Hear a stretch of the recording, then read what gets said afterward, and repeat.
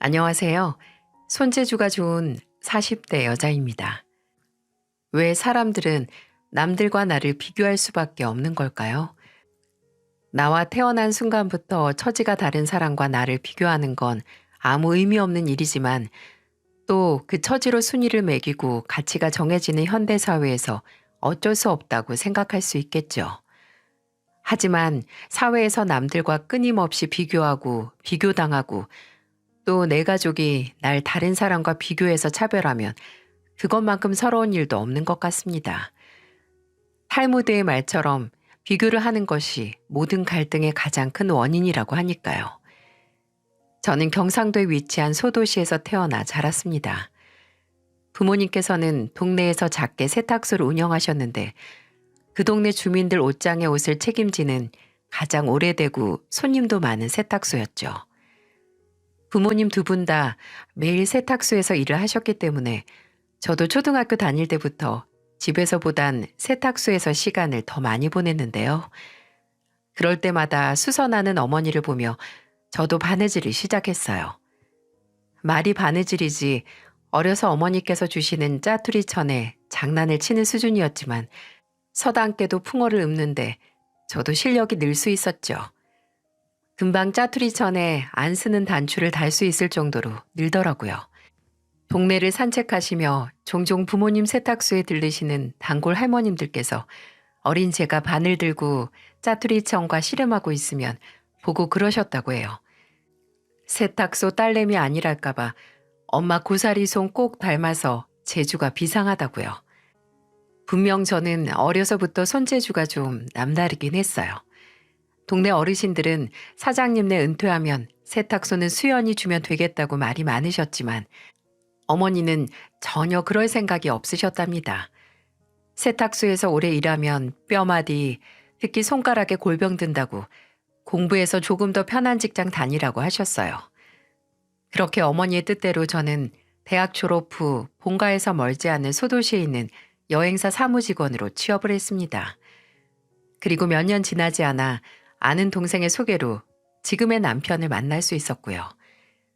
남편도 제가 일하는 지역에 있는 중소기업에 다니고 있었는데 처음에 저는 남편을 좀 오해했었어요. 사람은 참 다정하고 성격이 남자다워서 좋은데 아니 만나기로 했으면 좀 만나는 날짜나 시간이나 막힘없이 정하는 게 맥 안 빠지고 좋잖아요.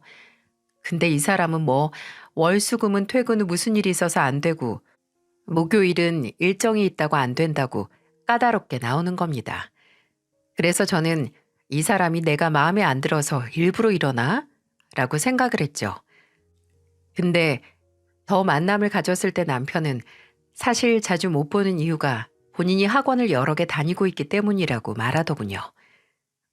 월수금에는 제가 퇴근하고 바로 영어회화 학원에 가고 목요일에는 수영을 좀 배우고 있어요.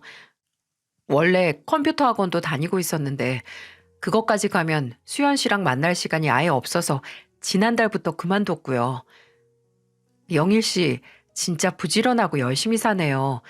저는 퇴근하면 학원은커녕 씻는 것도 겨우 해서 씻기 직전까지 소파에 누워만 있고 싶던데.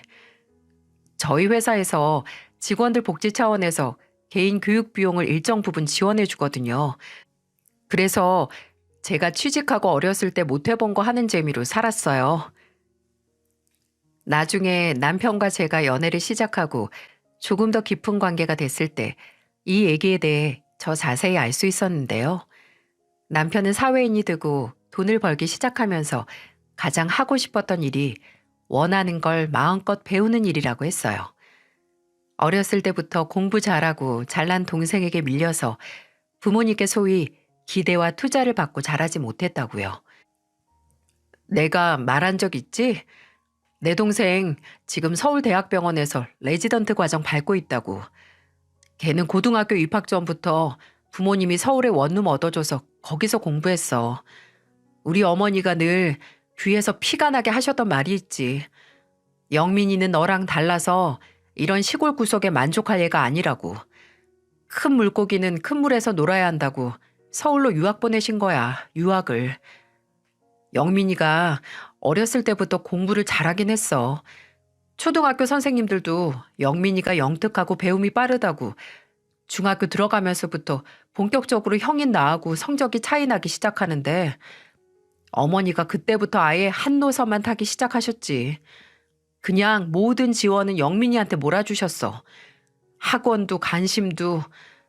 나야 뭐 꼴통은 아니지만 투자해도 그만큼의 소위 아웃풋을 못 받겠다고 혼자 견적을 내셨나 봐. 내가 그렇게 학원 보내달라고 하면 네가 무슨 학원이냐고, 있는 교과서나 한 번 더 들여다봐라 라고 하셨던 분이 동생이 과외시켜달라고 하면 방학에 고향 내려온 서울 명문대생들만 선별해서 과외시켜주셨어. 그리고 동생이 공부하면 나도 숨 쉬는 것까지 눈치 봐야 했다니까. 거실에서 TV 보면 네 동생도 보고 싶은 거 꾹 참고 방에서 공부하는데 형이라는 게 TV나 보고 있다고. 동생이 보고 싶어 하면 어쩌냐고 어찌나 유난을 떠시는지. 뭐 그래서 그런지 모르겠지만 영민이 그 녀석 의대 나와 지금 의사 돼서 어머니가 의사 아들 뒀다고 동네에서 떵떵거리실 수 있게 되긴 했지만 말이야.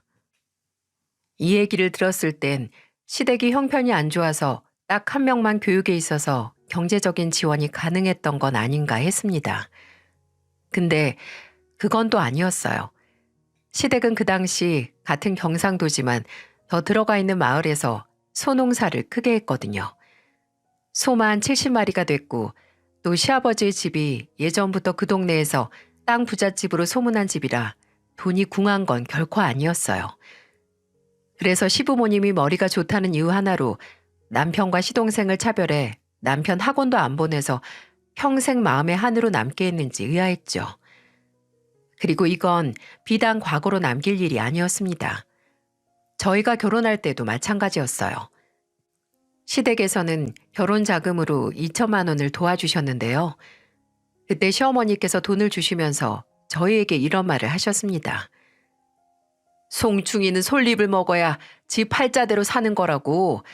괜히 결혼한답시고 겉멋 만들어서 분에 넘치는 수준으로 신혼 시작하면 나중에 크게 후회하는 거야. 이 말인즉슨 괜히 돈 더 바라지 말고 주제에 맞게 살라는 거였어요. 솔직히 굳이 그런 말을 덧붙이는 건 좀 당황스럽고 기분도 유쾌하지 않았지만 2천만 원도 정말 큰 돈이고 그렇게 도와주신 것만으로도 감사했거든요. 근데 그 2천만 원이 나중에는 조롱 같아질지 그때는 생각도 못했어요. 저희가 결혼하고 3년 뒤에 시동생이 같은 병원에서 만난 동료 의사와 결혼을 하게 됐는데요.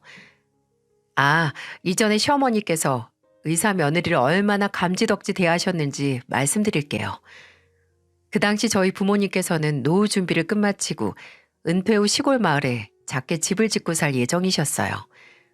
거의 40년 동안 운영한 세탁소도 정리할 생각이셨죠.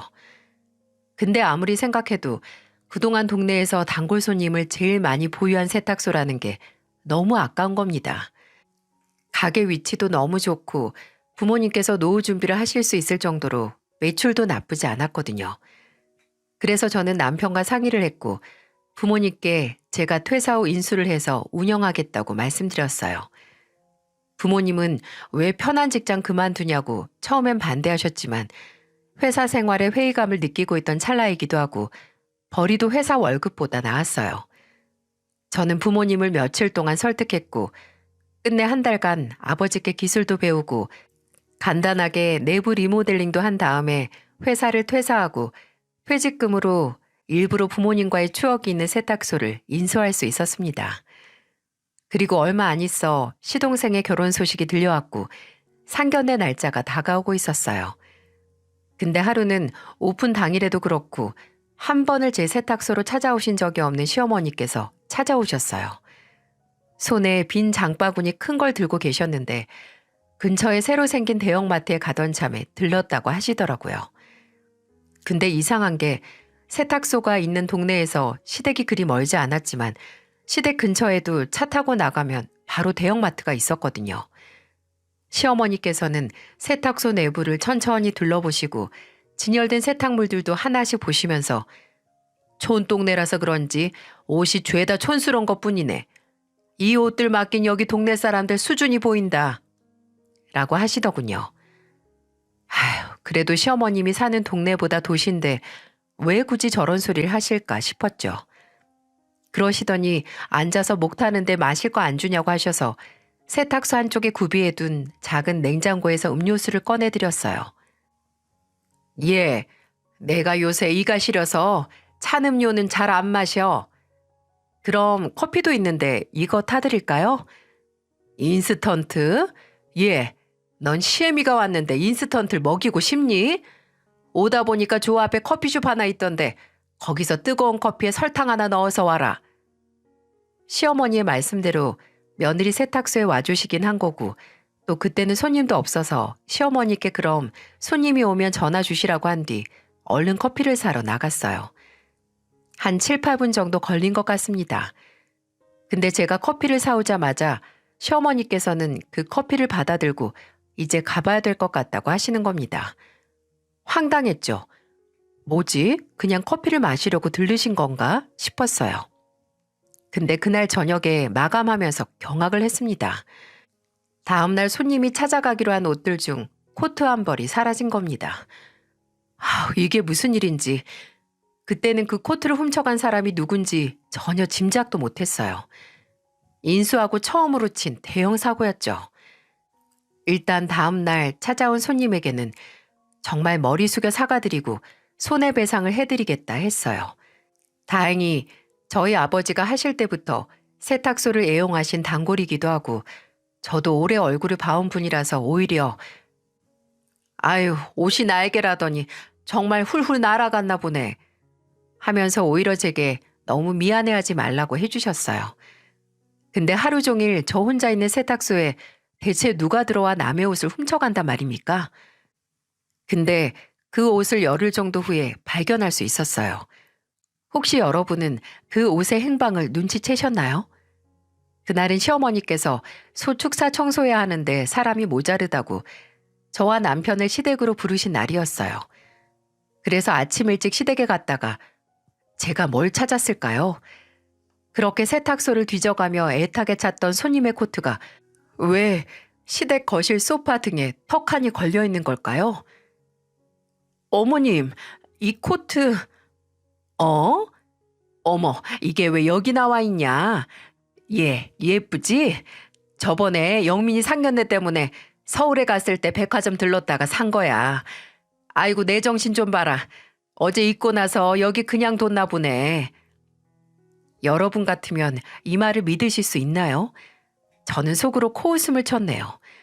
그래서 바로 코트를 들어 안쪽에 있는 라벨을 확인했습니다. 라벨엔 당연히 이 코트를 제 세탁소에 맡긴 손님의 성함이 적힌 작은 종이가 붙어 있었죠.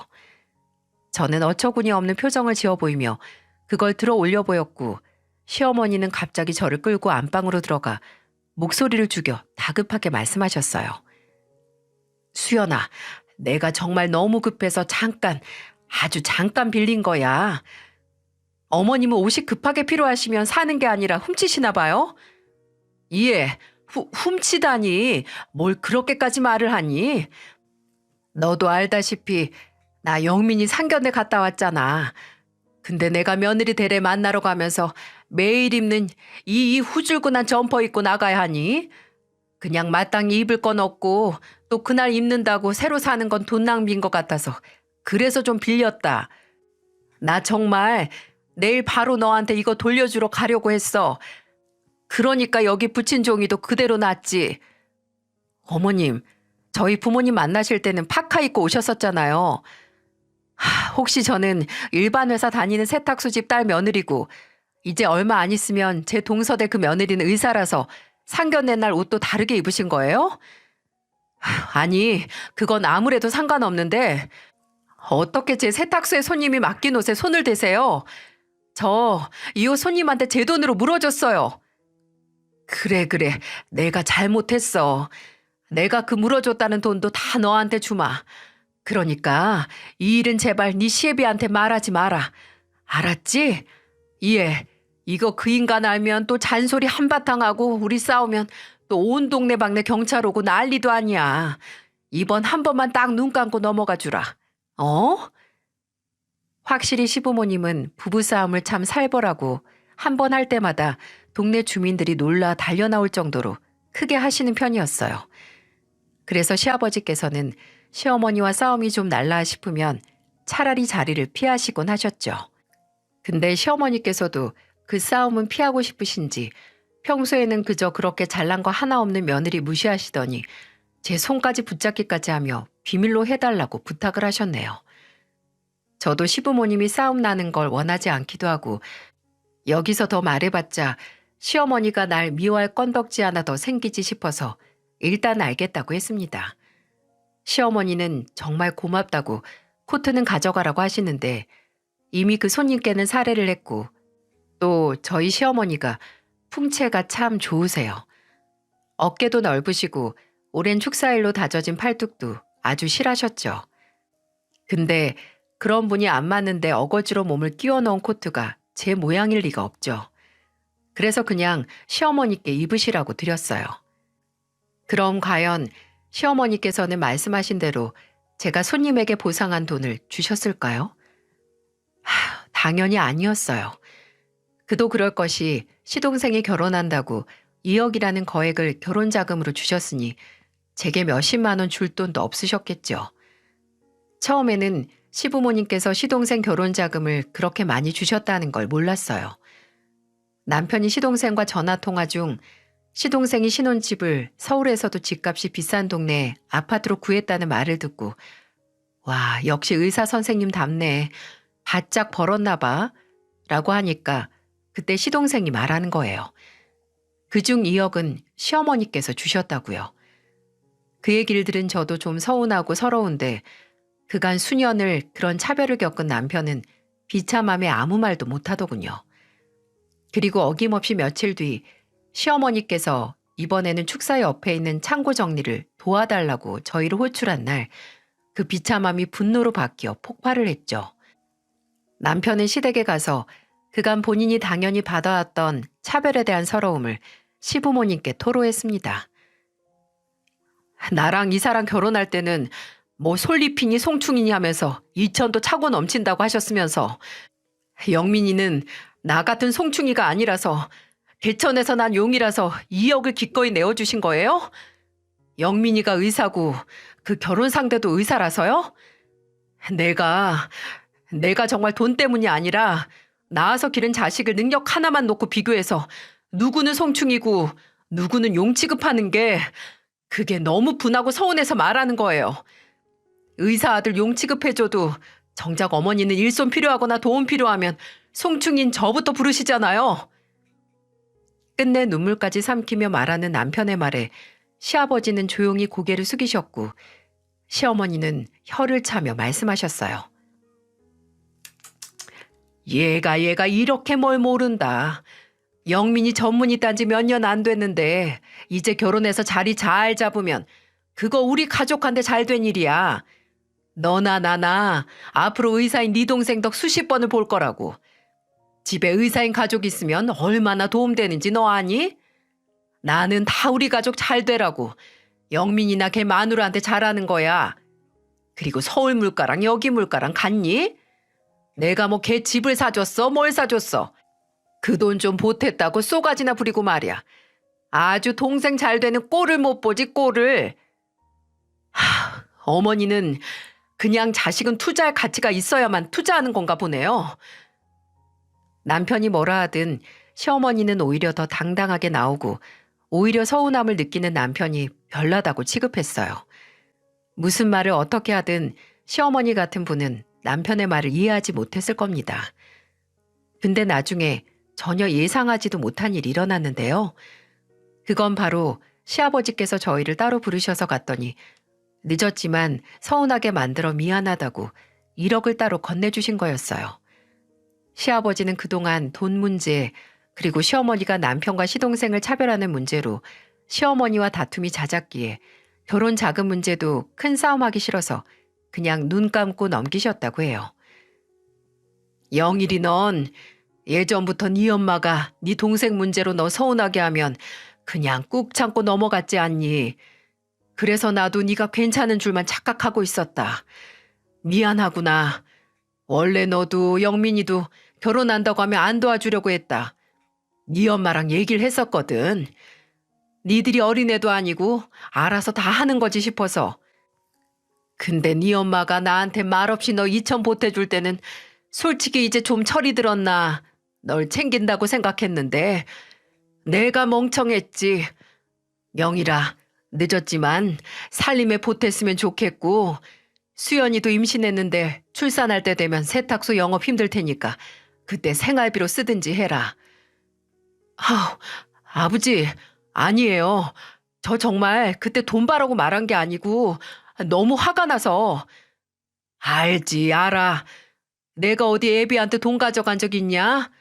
아는데 그냥 나도 애비로서 너한테 참 미안하고 네 엄마를 막지 못해서 마음이 안 좋아서 주는 돈이니까 애비가 너한테 뇌물 준다고 생각해. 정말 돈 바라고 한 말이 아닌데 남편은 그때 그저 그 울분을 폭발해냄으로써 가장 서운한 마음이 있던 시어머니께 미안하다 그 말을 듣고 싶었던 거였습니다. 근데 정작 그 사과는 다른 쪽에서 들려와서 남편은 괜히 시아버지께 더 죄송스러워했어요. 그리고 그 후 그전보다 시댁 내에서는 더 편이 나뉘게 됐고요.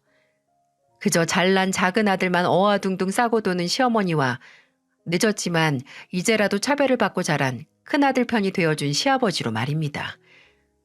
시어머니께서 시아버지가 저희에게 돈을 주셨다는 걸 알고는 바로 니들이 그 큰 돈이 왜 필요하냐고 도로 토하라고 했을 때도 시아버지께서 나서서 내가 피땀 흘려서 번 돈 내 자식 주는데 왜 그러냐고 따지셨어요. 당신도 제발 같은 손가락인데 금가락지 끼는 손가락 구분하지 말라고 타박도 하셨고요. 아무리 그래도 시어머니께서는 본인의 무정함도 알지 못하셨고 또 바뀌지도 않으셨어요. 그리고 그 행동은 의사 며느리인 동서가 집안 식구가 되면서 더 심해졌고 또 어마어마한 결과를 낳게 됐습니다. 동서는 저는 동서라는 사람을 만나고 사람의 가방끈이 상식과 인성과는 절대 비례하지 않는다는 걸 알았어요. 의사가 되려면 정말 어마어마한 양의 공부를 해야 하잖아요. 전국에 내 나라 아는 수재들 모이는 곳이 의대고 병원이고요. 근데 동서는 의사라는 그 타이틀 하나를 빼놓는다면 그저 막대 먹고 개념 없는 껍데기밖에 남지 않았어요. 몇 년 동안 참 보고 당한 게 많네요. 동서는 시어머니의 사랑을 등에 업고 시댁에 오면 정말 손 하나 까딱 안 하고 소파에만 앉아서 휴대폰만 들여다보고 있었는데요. 딱 시동생이 시댁에 올 때마다 하는 짓을 그대로 하고 있었어요. 정말 움직이질 않습니다. 그래도 사람이 앞에서 오고 가면서 다른 사람이 일하고 있는 게 보이면 도울 거 없나 일어서게 되잖아요. 근데 그 둘은 사회성이 없는 건지 아니면 본인들은 아무것도 안 해도 된다고 생각하는 건지 남들이 차려놓은 밥상에 숟가락 놓는 것도 하지 않았습니다. 그런 상대하고 싶지도 않은 행동들 중에 아직까지 제가 생각만 해도 두피에 바짝 열이 몰리는 일이 있었는데요. 그날은 시아버지의 생신이었는데 주말과 겹쳐서 오랜만에 시동생 내외도 시댁에 와서 온 가족이 시아버지의 생신을 축하할 수 있었어요. 늦은 점심에 케이크에 촉 피고 다 같이 축하했는데 밥 다 먹고 시아버지는 잠깐 축사 갔다 온다고 나가시고 남편도 그런 시아버지 돕겠다고 나갔어요. 시동생은 늘 그렇듯 밥 먹자마자 본인이 먹은 그릇 하나 안 치우고 안방에 들어가서 잠이나 자고 있었죠. 한참 후에 저는 주방에서 막 설거지 끝내고 물기 닦고 있었는데 거실에서 제 아들이 아니라고요! 라고 소리치는 목소리가 꽤 크게 들리더라고요. 뭐지 싶어서 나갔더니 저희 아들은 뭐가 화가 났는지 씩씩거리고 있고 바로 앞에 아들보다 2살 어린 조카는 멀뚱멀뚱 그런 제 아들을 보고만 있더라고요. 그때 3살밖에 안 된 제 딸은 그 옆에서 낮잠을 자고 있었고요. 재준아, 왜 큰 소리를 내? 무슨 일 있어? 엄마, 준호가 나더러 임대 아파트 산다고 임대 거지래. 임대 거지가 뭐야? 이거 거지라는 거지? 우리 거지 아니잖아. 저는 그때의 충격을 잊을 수가 없습니다. 그 당시 저희는 임대 아파트에 당첨돼서 살고 있었는데 요즘은 그런 일이 많다고 기사가 나잖아요. 초등학교 다니는 어린애들이 서로 아파트 브랜드 명으로 급을 나누고 그 사이에서 따돌림 문제도 생긴다고요. 근데 그때까지만 하더라도 그런 일은 듣지도 보지도 못해서 여간 충격적인 게 아니었어요. 그때 조카 나이가 4살인가 5살이었는데 이건 누가 봐도 이 말이 옳고 그르다는 걸 구분 못하고 그저 어른이 하는 말을 그대로 보고 따라한 거고 다 어른의 책임이잖아요. 그래서 저는 조카에게 물었어요. 준호야, 그런 말 쓰면 안 되는 거야. 그거 누구한테 들었어? 엄마가 그랬어요. 임대 아파트는 돈 없는 불쌍한 사람들이 사는 데라고. 나도 이제부터 엄마 말 잘 듣고 공부 잘해야 거기서 안 산다고 했어요. 조카가 해맑게 참새처럼 하는 말을 듣는데 참새의 귀여운 목소리가 아니라 익룡의 비명소리를 들은 것처럼 머리가 욱신욱신 거리는 것처럼 통증이 오더군요. 저는 일단 조카에게 사는 곳으로 사람을 무시하는 건 바보들이나 하는 짓이라고 잘 타일렀어요. 그리고 얼마 안 가 안방에서 나오는 동서를 불러 말했죠. 동서, 평소에 나나 애 아빠를 임대 아파트에서 사는 임대 거지라고 생각했어? 네? 아니 그게 무슨 소리예요? 준호가 그러던데? 엄마가 임대 아파트 사는 임대 거지 되기 싫으면 말 잘 듣고 공부 잘해야 한다고 했다고. 평소에 자식이랑 그런 말 하면서 노나 봐? 동서, 내가 너무 어이가 없어서 화도 안 나고 그냥 그렇게까지 밖에 생각을 못하는 동서가 불쌍해. 대체 무슨 정신머리면 자식한테 그런 교육을 해서 내 자식을 고작 아파트로 금 나누는 찌질이로 만들 생각을 하겠어? 형님, 저는 모르는 일이라니까요. 준호가 요새 동네 비슷한 또래 애들이 생겼는데 놀이터나 뭐 이런 데서 만나서 배웠나 보죠. 그래? 근데 왜 준호는 동서가 말했다고 할까? 본인이 몰상식한 인간이 되기 싫다고 자기 아들 거짓말쟁이 만드는 거야? 인성 너덜너덜한 아들이 누가 무슨 말을 했나 구별도 못할 정도로 찌질한 아들보다 낫나 보네. 끝까지 아들 팔아서 본인이 무고하다는 동서보다 놀라운 건 바로 이 일보다 동서의 대책 없는 인성이 아주 잘 드러난 사건이 더 남아있다는 겁니다. 그날은 설날이었어요. 좀 늦은 아침에 시댁에 모여서 가족들끼리 떡국 먹고 냉장고에 삼겹살이 있으니까 점심에는 고기 구워 먹자는 얘기를 했어요. 그래서 점심때쯤 거실 한가운데 상 펴고 그 위에 휴대용 불판 놓고 신나게 고기를 굽기 시작했죠. 근데 불판에 기름을 쭉쭉 빼며 맛있게 익어가는 삼겹살보다도 제 눈에 들어왔던 건 불판 바로 앞에 앉아있는 동서가 입은 새하얀 실크 블라우스였습니다. 아무래도 저는 세탁소에서 일하니 더 걱정이 됐죠. 저거 기름 튀면 절대로 안 질 텐데 하고 말이죠.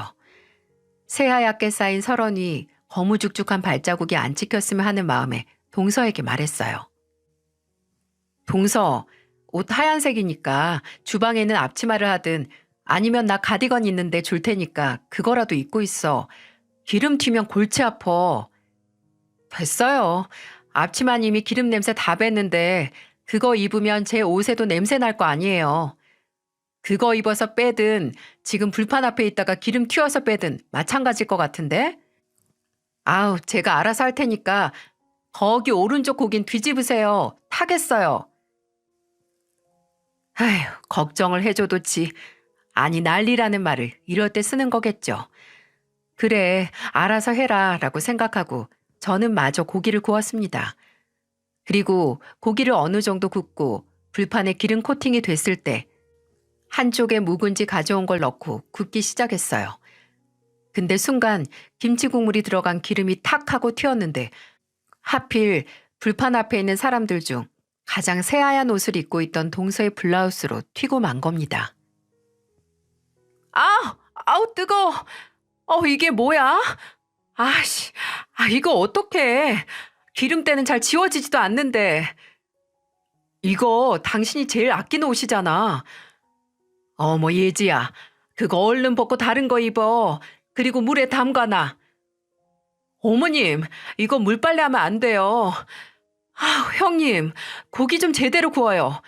이거 작년 디자인이라서 이제 나오지도 않는 옷이란 말이에요. 이 옷 다시 구하기도 어려워서 지금 중고 사이트에서 70만 원에 파는 사람도 있어요. 원래 40만 원대인데. 재수 씨, 그래서 이 사람이 앞치마를 하든 옷을 갈아입든 하라고 했잖아요. 제가 앞치마를 안 했어도 기름이 안 튀게 좀 얌전히 김치를 뒤적거려야죠. 아, 이거 봐요. 여기서 형님 기름 테러 당한 건 나밖에 없잖아요. 그 말은 내가 뭐 일부러 그랬다는 거야? 내가 기름을 조종한 것도 아니고 미리 뭐 좀 걸치라고 했는데 말 안 들은 건 동서잖아. 아, 그럼 그 옷 오늘 나 주고 가. 내가 세탁소 가서 자국 빼서 택배로 보내든 할 테니까. 됐어요, 형님. 그 작은 세탁소에서 뭘 한다고. 서울은 뭐 세탁소 없는 줄 아나? 여봐요, 재수 씨. 말 좀 가려서 해요. 그래도 참고 좋은 마음으로 옷에 자국 없애주려고 하는 건데 왜 말을 그딴 식으로 해요? 애초에 이 사람 잘못도 아닌데 왜 괜한 사람한테 화풀이를 하냐고요. 애도 아니고. 형, 옷 버려서 속상한 사람한테 꼭 그렇게 말해야 돼? 너는 나서야 할 때 좀 나서고 나서지 말아야 할 때 좀 가려라. 네 아내 입에서 나오는 개념 없는 말은 안 들리든? 아주버님은 모르시죠? 저도 마음 같아선 형님 세탁소에 맡기고 싶은데 저 세탁소 맡긴 비싼 옷들이 사라진다는 소문을 들었어요. 어머님한테 다 들었어요. 예전에 비싼 코트 드라이 맡긴 거 없어져서 손님한테 배상했다면서요. 제 블라우스가 그 코트보다 비싸면 비싸지 싸진 않을 텐데 이것도 없어지면 어떡해요. 동서 입에서 10년 전 일이 나올 줄 상상도 못했습니다. 동서의 말을 듣자마자 저는 시어머니를 쳐다봤어요. 시어머니는 좀 당황한 표정으로 저와 눈이 마주치더니 쌩하고 바로 얼굴을 돌리더라고요.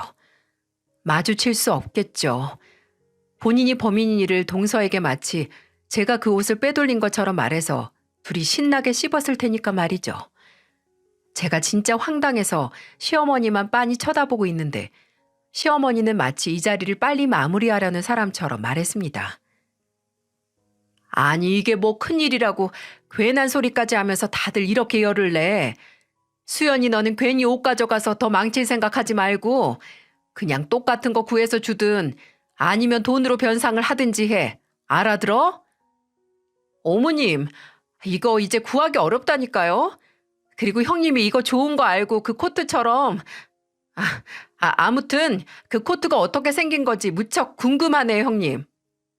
동서, 그 코트 본 적 있어. 네?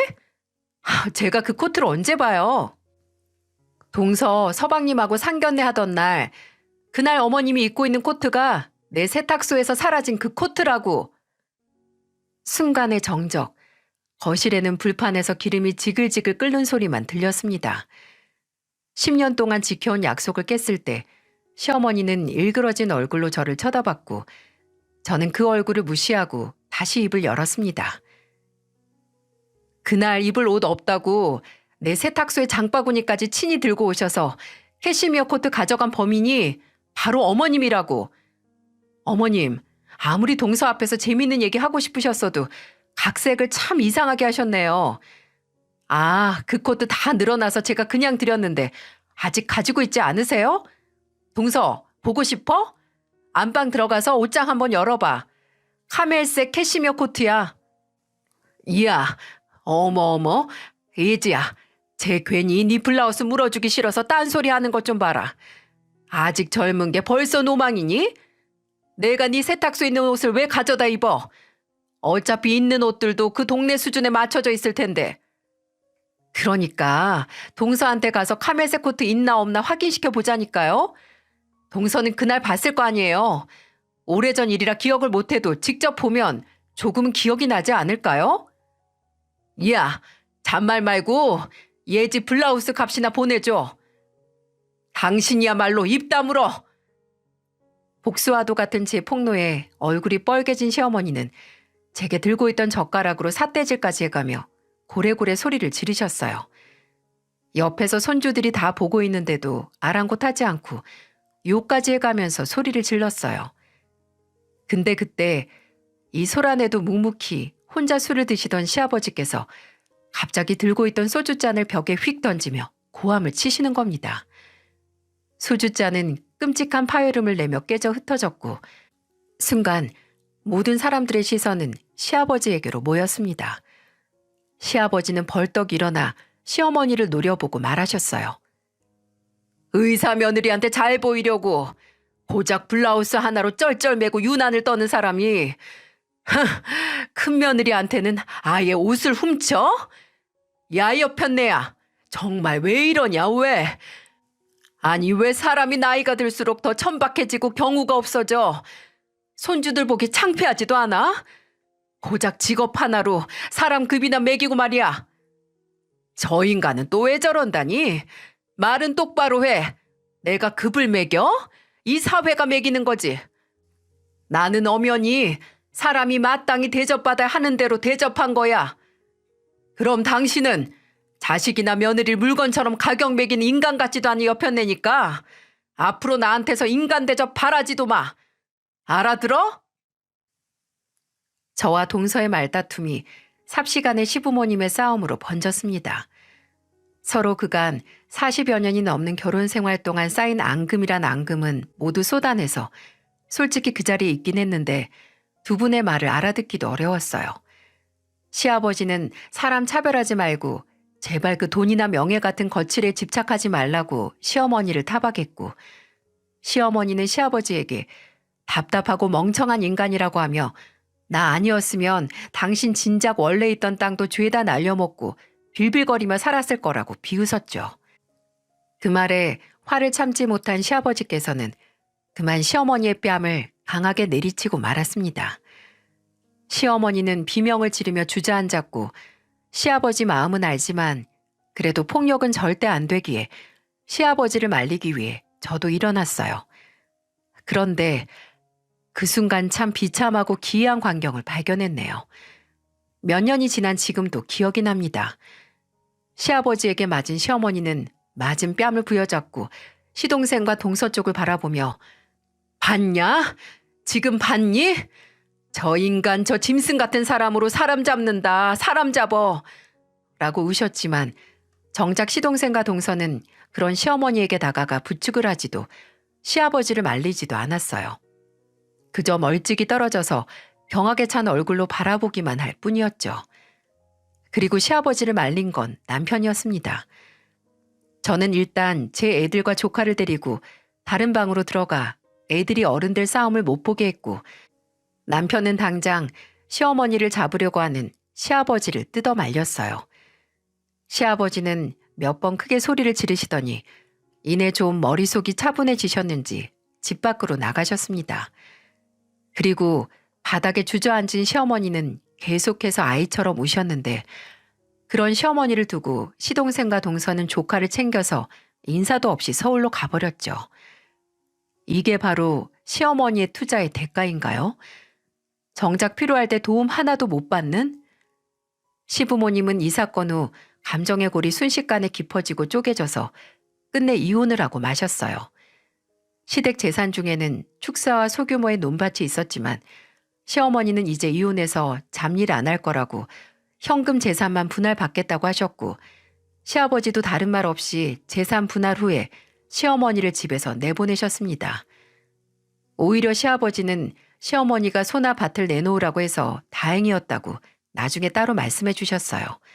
돈이야 다시 모으면 되는데 이미 본인 손이 잔뜩 타고 갖가지 추억이 있는 땅이나 집을 내어주고 싶지 않으셨대요. 시어머니께서는 이혼 후 받은 재산으로 시댁에서 멀지 않은 소도시로 아파트를 구해 이사를 오셨죠. 근데 문제는 시어머니와 연을 끊은 게 시아버지뿐만이 아니었다는 겁니다.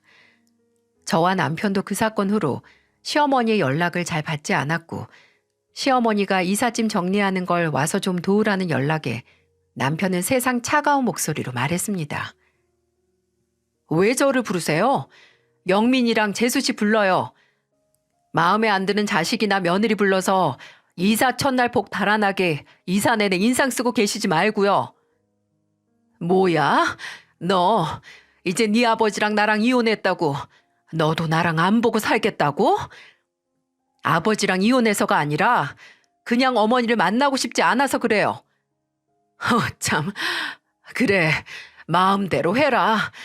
내가 어디 아들이 너 하나뿐이냐? 됐다, 됐어. 나는 열등감 없고 피해의식 없는 우리 둘째 아들하고 만나면 되니까. 시어머니는 오히려 저희들 앞에서 더 당당하게 나오셨지만 실상은 그러지 못했어요.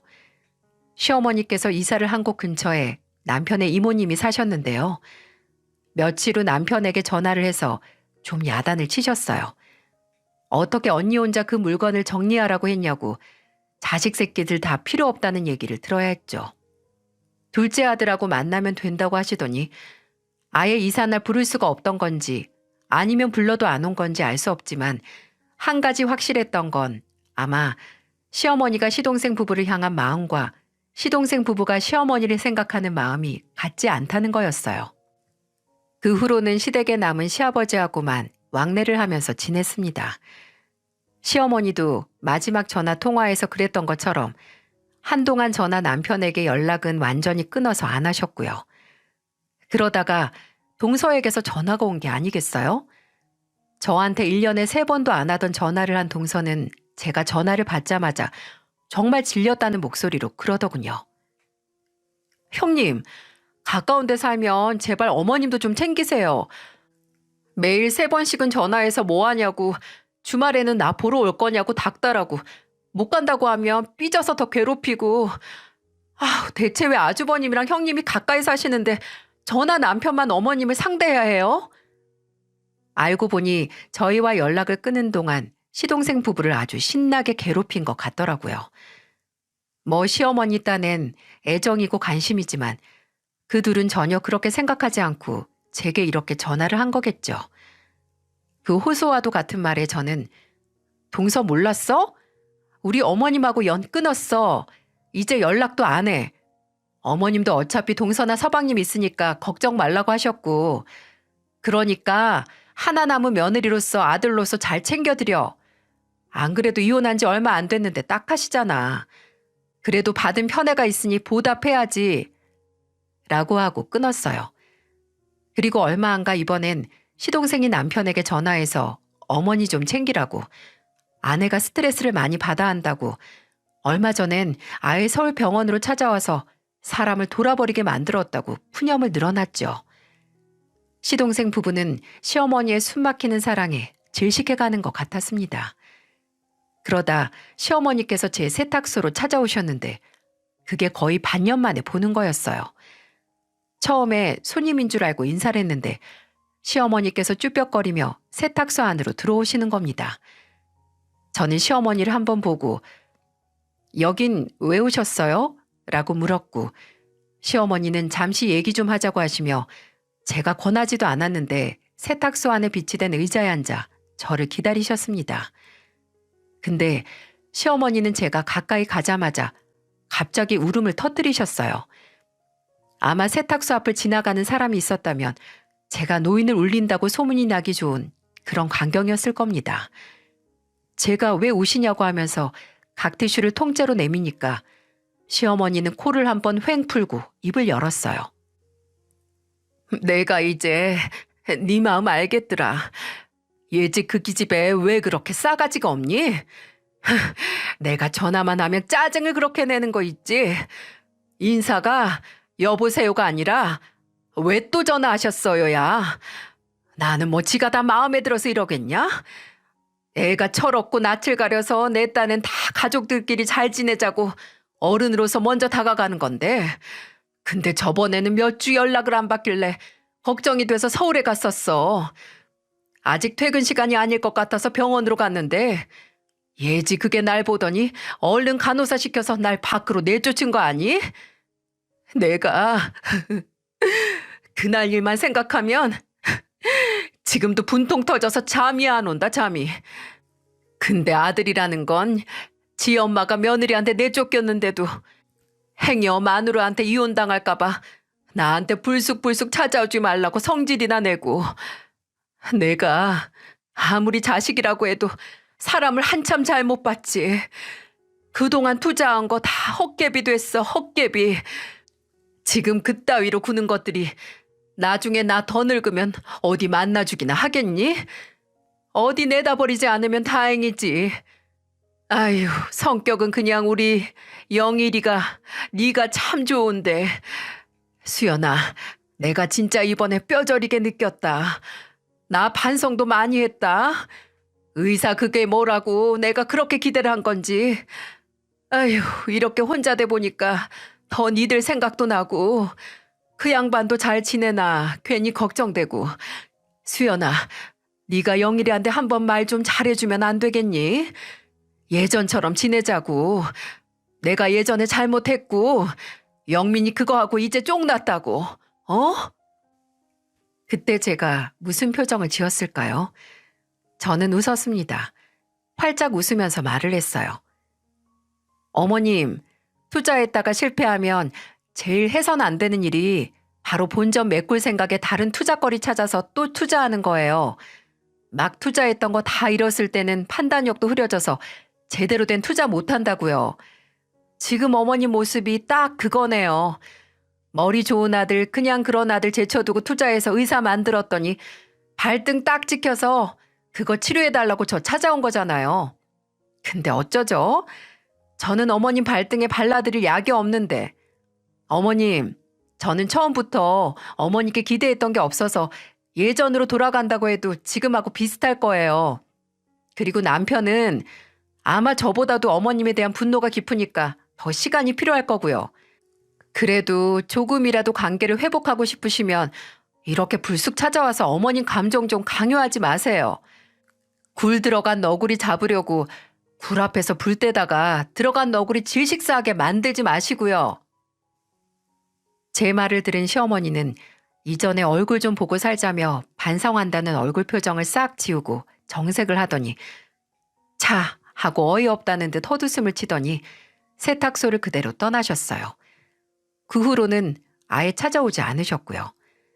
시어머니는 본인의 여동생 집으로 들어갔다는 소식을 들었습니다. 외로워 보이던 건 사실이었나 봐요. 근데 그것도 거의 2주도 못 채우고 다시 나오셨는지 며칠 후 시아버지에게 찾아가서 제게 말씀하셨던 것과 똑같이 얼굴 좀 보고 살자고 하다 회자를 맞으셨다고 하네요. 시동생 부부를 무조건적으로 믿던 시어머니는 낙동강 오리알이 돼서 가족들 주변을 둥둥 떠다니게 된 거죠. 그 후로 거의 3년이 지났지만 저는 단 한 번도 시어머니를 만나지 않았어요. 몇 달 전 시어머니가 혼자 사는 집 화장실에서 넘어져서 병원에 가시는 바람에 어영부영 보호자로 남편이 갔고 그 후로 지금까지 남편이 좀 뜸하게 시어머니가 사는 집에 찾아가 상태를 확인하고 오지만 가서 대화는 제대로 하지 않는다고 해요. 시어머니가 일방적으로 말을 걸지만 남편은 단답으로 대답을 하거나 아예 고갯짓으로만 답을 했죠. 한 번은 남편에게 저와 손주들도 좀 데리고 오라고 했다는데 저는 절대 안 된다고 했어요. 제가 왜 시어머니를 3년 동안 안 보고 살았는데요. 그날 애들이 보는 앞에서 시어머니께서 그 추태를 보이며 제게 욕까지 하셔서 애들이 그거 보고 놀라 며칠 밤잠을 설치고 다른 악몽까지 꿨었어요.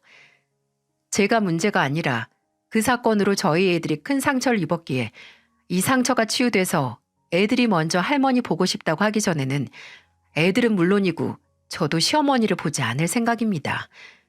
물론 남편도 제 말에 동의했고요. 언제가 될지 모르겠지만 만에 하나 그날이 온다면 제발 시어머니께서 사람을 비교하고 급을 매기는 쓸모없는 짓은 하지 않으셨으면 좋겠어요. 불만과 질투는 모두 남과 나를 비교할 때 발생되고 남과 나를 비교하지 않을 때 비로소 남들의 눈에 만들어진 내가 아니라 가장 나다운 나 자신을 찾을 수 있다고 합니다. 세상에 남과 타인을 비교하는 일만큼 쓸데없는 짓은 남을 함부로 평가하고 판단하는 오만인 것 같습니다. 부디 남과의 비교에서 자유로워져서 이 사연을 들어주신 여러분도 가장 나다운 나 자신을 찾으셨으면 좋겠습니다.